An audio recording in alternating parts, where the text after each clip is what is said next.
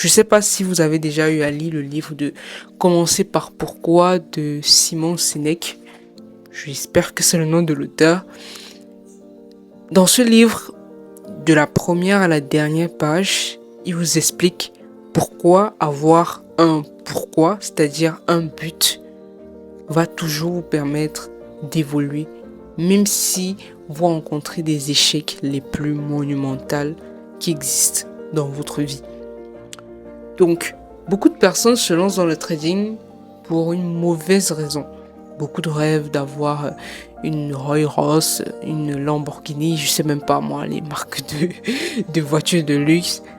Beaucoup rêvent d'avoir ce style de lifestyle qu'on nous vend sur les réseaux sociaux. Pourtant, c'est totalement le contraire. Si une personne veut se lancer dans le trading ou s'il y a quelqu'un qui s'est déjà lancé dans le trading, l'une des choses que j'aimerais dire, c'est que le trading, ce n'est pas pour des gens qui n'ont pas de l'argent. Si vous n'avez pas d'argent, je vous conseille d'aller chercher d'abord un travail.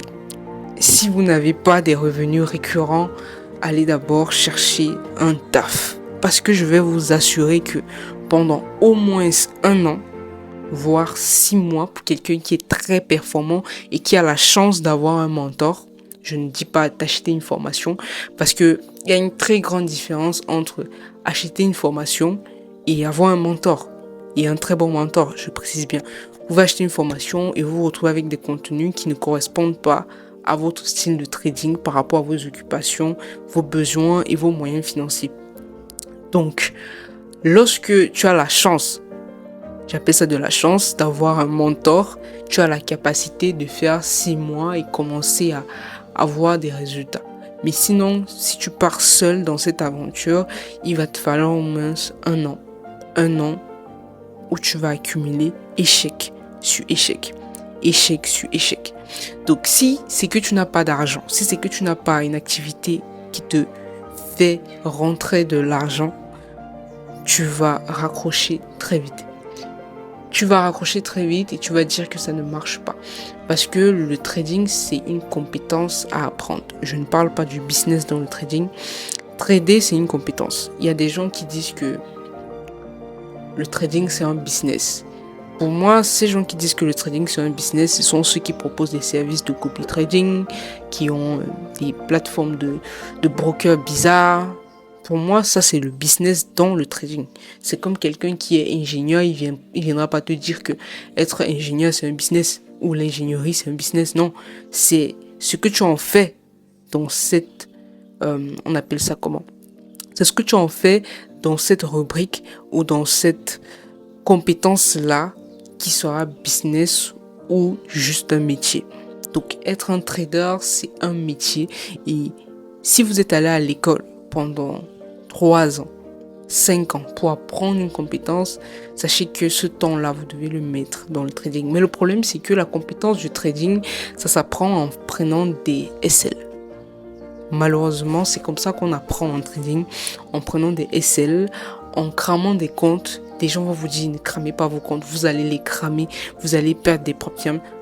La majeure partie des gens passent par là, sauf celui qui a, entre guillemets, le mentor qui lui permettra peut-être d'éviter tout cela. Mais la plupart des traders passent par là.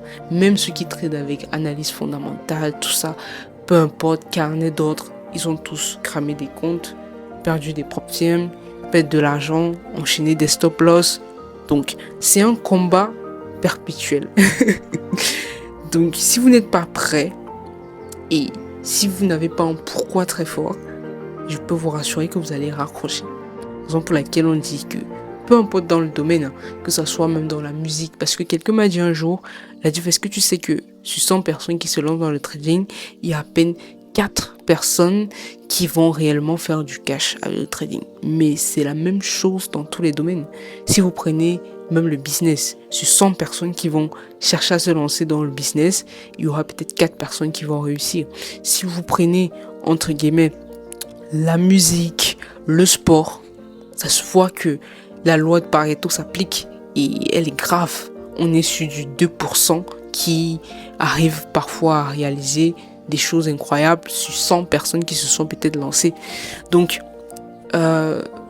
ayez vraiment un pourquoi avant de vous lancer en trading. Posez-vous la question de pourquoi je veux me lancer dans le trading, pourquoi je veux apprendre le trading. Si vous n'avez pas une vocation là-dessus, si vous vous lancez dans le trading parce que vous voulez la voiture, le lifestyle qu'on vous vend, soit vous devenez un scammer, soit vous partez faire une autre activité qui va vous donner ça.